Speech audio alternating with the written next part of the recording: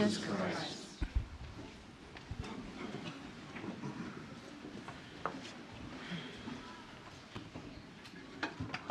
I have a pretty wide range of sort of category that I would consider comedy. Everything from, like a slapstick airplane to something dark like the movies that are coming to mind are inappropriate to name. Let me come up with one that's... There's a movie with Brad Pitt called Inglourious something or others, or Django, or these movies. I find those hysterical as well. So I have a very broad range of humor when it comes to that. One of the things that I like, though, in a particular way, are the mockumentaries. I love, A Mighty Wind and Best in Show, and then for the TV shows, Parks and Rec and The Office. Has everybody seen The Office, or at least know what it is? Great. So it's an office. It's a pathetic office filled with pathetic people, right? There's one person in particular who's most pathetic. Right? He comes later in the show. His name's Andy Bernard. Andy Bernard is Cornell grad. He's a trust fund baby, grew up in this wealthy, aristocratic, sort of waspy family. But he's working in this pathetic office with these pathetic people, himself being the most pathetic among them, for a particular reason. The man's got no character. And this comes to light in a very striking way in one episode in particular. The whole office staff is having to do this weight loss competition. It's a thing down from corporate, let's see if we can get all of our workers healthy. So they do this weight loss thing. And of course they, being ridiculous as they are, they take it to an extreme. Well, Andy gets interviewed in the show, and he's looking at the camera and he says, "This is the hardest thing I have ever had to do in my life. I haven't had a very hard life." And that's so telling, right? That's why this guy's got no guts. That's why this guy doesn't have any lick or shred of credibility, of masculine attractiveness, of anything. He's a husk, a shell of a human being. And it's because he's got no character, and he's got no character because he's never been pushed. He's never been tried. He's never had to work hard. He's never had to fail and get back up and find the way to succeed. He's never had to persevere. And so often we look at life and we think, I just want a good life. A good life makes you an Andy Bernard. An easy life makes you an Andy Bernard. We don't want to be Andy Bernard. On the contrary, we want to be like somebody else that comes from a more credible account from Scripture in the book of Job. I hope you've all read the book of Job, but if you haven't, I'm going to give you a really quick introduction to Job. So Job was a guy. I want you, just for lack of a lengthier, more scriptural introduction to Job, I want you to just imagine Job is an ancient oil sheik. He's got, diamond-encrusted Aston Martins and gold gilt, 747s that he flies around on. That's Job, okay? Job's a good man, though. He's not a wicked man. He's got all kinds of camels, and he's got all kinds of sheep, and he's got all kinds of donkeys and oxen, and he's got a bunch of kids, 7 boys and 3 girls, and he's just living the good life, and he's praising the Lord. Well, God calls all the angels to his throne. There's no particular time. This is kind of like a mythical context. The book of Job is sort of a mythical context. So God calls all of his angels, and Lucifer comes. The devil comes, and he says, "Satan, have you seen where have you come from?" And the devil says, "Well, I've come from patrolling and roaming the earth." And he says, "Oh, good. So you saw my servant Job. How's he doing? I'm so proud of him. He loves me so much." And the devil goes, "Of course he loves you. You've surrounded him by all these easy, comfortable, good things. He's living the good life. I bet you if you took all that stuff away from him, he'd curse you to your face." God says, "Okay. All right, Satan, go and take all of his stuff. Do whatever you want, but you can't hurt him." Okay? So the devil goes out, and he sends lightning, and it kills all the sheep, and then the Medes come and steal all of his camels, and the Canaanites come and steal all of his oxen, and then like just out of the blue, this wind comes and strikes the corners of the house that all of his children are in, because they're all having a party at one of their brother's house. And the house collapses, and it kills all of his sons and daughters, just like that. So all of the four remaining servants from these four different events come into Job's house all at once, just about, and they all report. And Job is just pulling his hair out. He is just despondent. He's in this just agony, especially when he hears about his kids. He's in this agony of loss. And he says, "Here I am. I came into the world naked. I'm going to leave the world naked. The Lord gave, and the Lord's taken away." You guys know the last bit here. I want you to think about this as I go through it again. I want you to answer this last line that Job says yourselves, because this is so very important. Job has just, the richest man in Mesopotamia and the Near East, has just lost everything. And this is what he says: "Naked I came into the world, naked I will go out of the world. The Lord gave, and the Lord has taken away. Blessed be the name of the Lord." Ha! Take that, Satan. Right? Well, the devil comes back and he reports, and he's like, "Yeah, but you haven't struck Job personally." And so, anyways, God gives Satan the permission to like afflict Job physically with boils and sickness, and afflicts him with a naggy wife, right? And his wife's nagging him about being. I am not accusing anyone here of being a naggy wife. I'm sure none of you are. I'm just saying, it was part of the thing. So anyways, but he perseveres, right? Job's character comes to the fullness. It comes to fruition, and it is made mature and beautiful and elegant by his trials, by what he suffered, not by the easy life he was living before, but during his affliction, right? And this is where, in the first reading from the book of Sirach, it says, when a sieve is shaken, right? When a filter is shaken, the husk appears. Well, why? Because the grain. Sorry, I have to regain my focus here. I got distracted. The wheat falls through the sieve, and the husk is left, right? And this says when the sieve is shaken, the husk appears, because all of the good grain falls to the bottom. So does one's faults when one speaks. You've heard the phrase, "Better to keep silent and let people think you're a fool than to open your mouth and dispel all doubt," right? So this is kind of where that bit of wisdom comes from. Let's see. As the test of what the potter molds is in the furnace, so in tribulation is the test of the just. What happens to a pot that is poorly made when it's put into the furnace, Vince? It explodes. It explodes. Vince has the terrible lot in life of hearing whoever gives the homily 3 times. So it explodes, right? And here's the thing. If we have been poorly made, that is to say, not God made us poorly, but we have not entered into the trials and tribulations of life, if we've always run away from difficulty, if we've never allowed ourselves the grace and opportunity to fail, when trial really does come, we'll explode. We're shown to be worthless, utterly worthless. We're Andy Bernards. We don't want to be Andy Bernards. So how do we strengthen our character? How do we become worthy sons and daughters of the King of the universe, so that we're not a bunch of Andy Bernards? Because Andy Bernards don't go to heaven, right? Well, it's in the trial. There's a great line from Patton. And of course, nobody really knows if any of these people actually said these things. We just attribute them to the people we like. I attribute many things to St. Augustine when I don't know where they come from. Winston Churchill's had a bunch of things attributed to him that he's never said. Well, this is General Patton, and I'm sure he said this because the internet told me. I knew the quote. I didn't know where it came from, and apparently it's Patton. But he who sweats most in training bleeds least in battle. He who sweats most in training bleeds least in battle.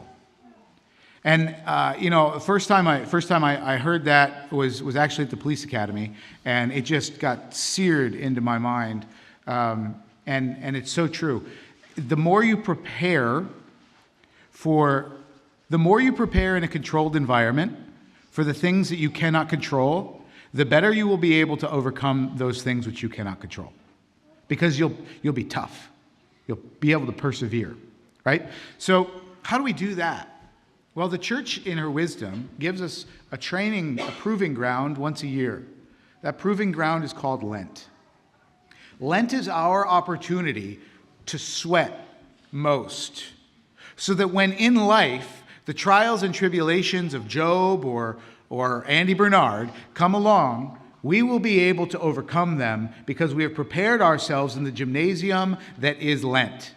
So that we've prepared ourselves for the tribulations, not just of the unforeseen, unfortunate things, but of the foreseen Christian tribulations that Jesus promised us. Unless you take up your cross and follow me, you are not one of my disciples.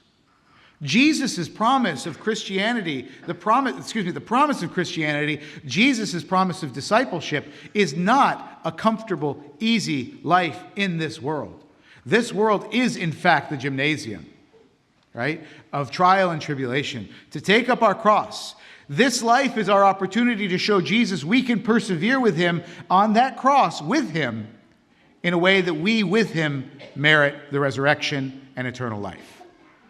So how do we do that? How do we make sure we live life in such a way that we are worthy disciples of Jesus, taking up our cross daily and following him? Lent. Y'all, it's Lent. Lent is not a time for us just to come up with things to afflict ourselves with for misery's sake. Okay? We don't automatically profit from being miserable. That's not, it's not good to be miserable. But it's awesome to win misery, right? When we're miserable, we can gain a victory out of that. But misery itself is not great. So Lent's not about making yourself miserable, okay? Get that out of your mind. Other thing to get out of your mind is Lent is not an opportunity to get to the end of it and show God how great you are because you did this thing, right? I did it. God, look, here I am. I'm worthy of you now. Aren't you proud of me? I did Lent good. I did Lent well. I don't speak good. I did Lent well. Aren't you real proud of me? We don't earn God's love that way. So get that out of your mind too. That's not what Lent's about. Lent is a proving ground. It's a training ground in which we exercise the three categories of our Christian spiritual life, which are prayer, fasting, and almsgiving. Right? So I want you this Lent, as we move into Ash Wednesday, which is this Wednesday, okay? I want you to be prepared for Lent. I don't want it to come upon you like a thief in the night. And you're like, oh my God, it's Ash Wednesday. What should I give up for Lent? And then 5 weeks later, you're like, I know, I'll give up chocolate. That's not how we're going to do this, okay? Not this year. We're going to do it different this year. This year, I want you with me to be prepared for Lent so that we can rock and roll this proving ground. I want us to sweat in Lent so that you and I will bleed less when the real work of Christianity in day-to-day life comes around, right? So, prayer. What are you going to do for prayer? Prayer is an opportunity for us to spend time with God, ultimately learning God's voice, okay? God is a shepherd. He sings to his sheep. When we die and we're in the valley of darkness, the only way we're going to know which way to go to get to heaven is by hearing the song of the shepherd. If we haven't spent time in this life listening to it and attuning our ears to it, we're not going to recognize it in death, and by then it's too late, right? So prayer is our time. It's our opportunity ultimately to listen to, for our hearts, the sheep of God's pasture, to be attuned to the voice of the shepherd. That's what prayer ultimately is, okay? All said and done, regardless of how you pray, that's what prayer is about. It's attuning our hearts to the voice of the shepherd, to hear him, to be obedient to him. So we're going to do this Lent for prayer.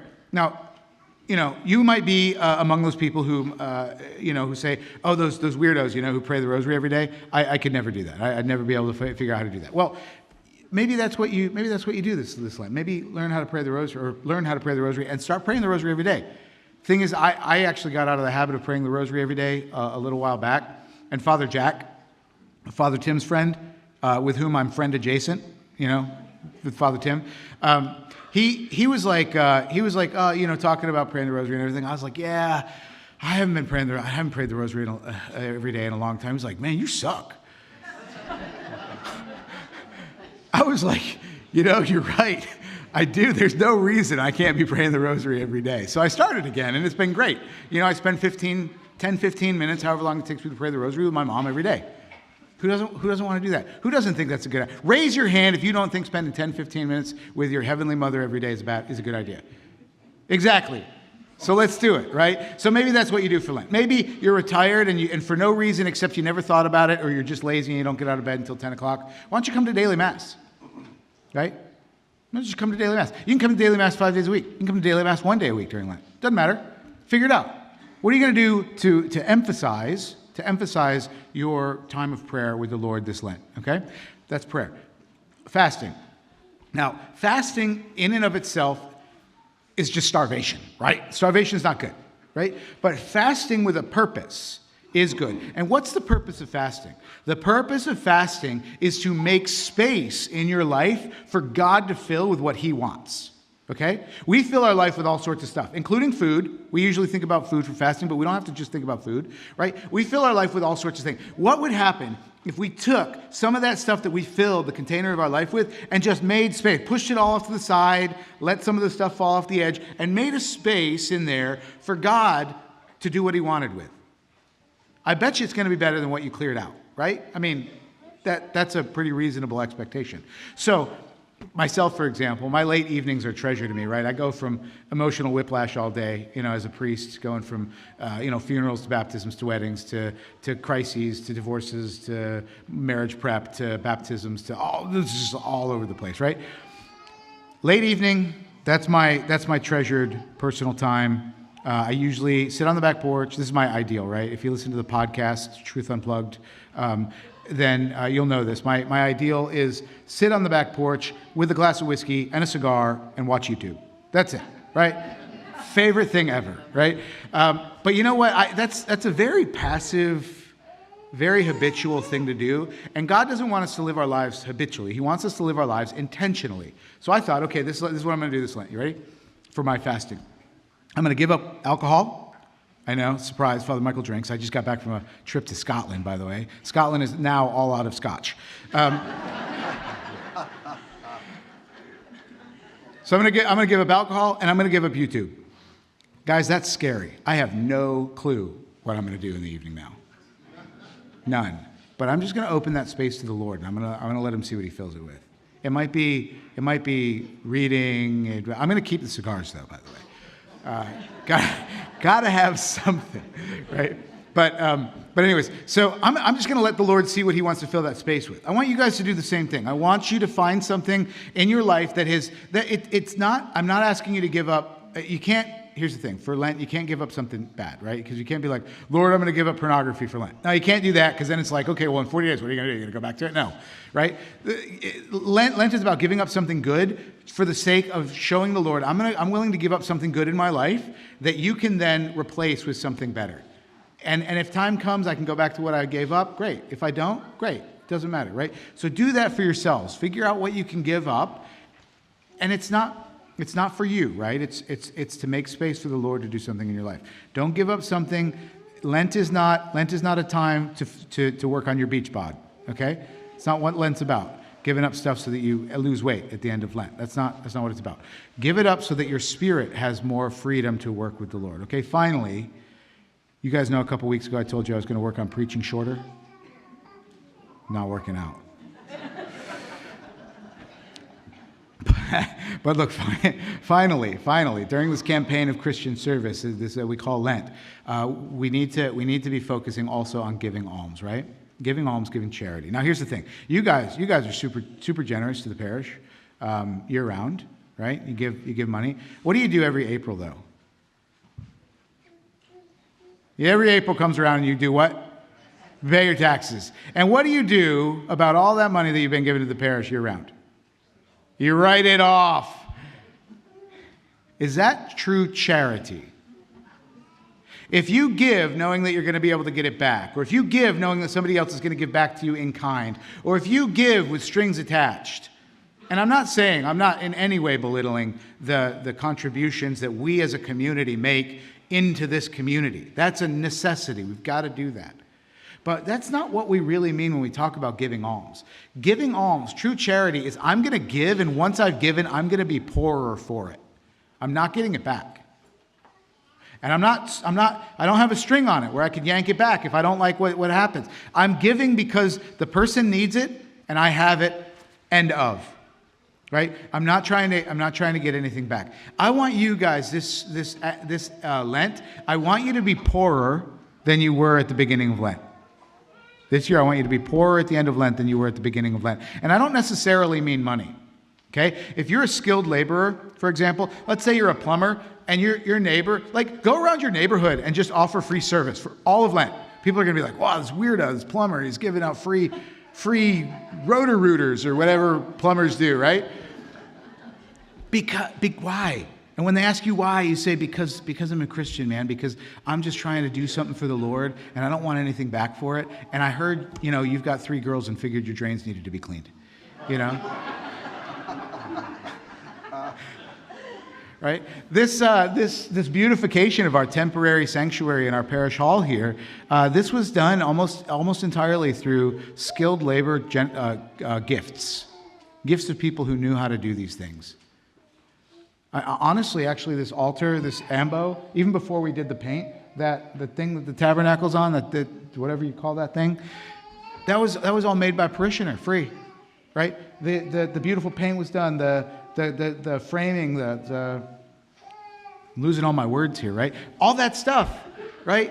It was somebody said, I can do this thing. Let me do this for the parish, and we're all benefiting from it in our worship of the Lord, and they didn't get anything for it, right? The Lord blessed them, but they're poorer now because they did this than they were before they did it. That's what charity is, and that's what I want us to focus on this Lent.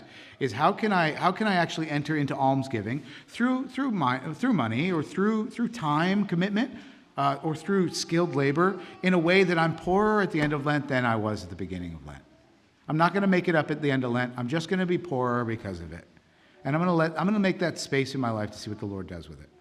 Right? That's what this is all about. Lent, guys, I want you to enter into this Lent, this season, thinking to yourself, I'm going to go from an Andy Bernard to a General Patton to a Job.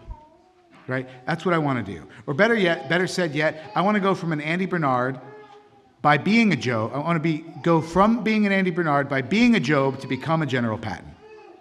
By sweating more so that when the push comes to shove, I bleed less and I gain the victory.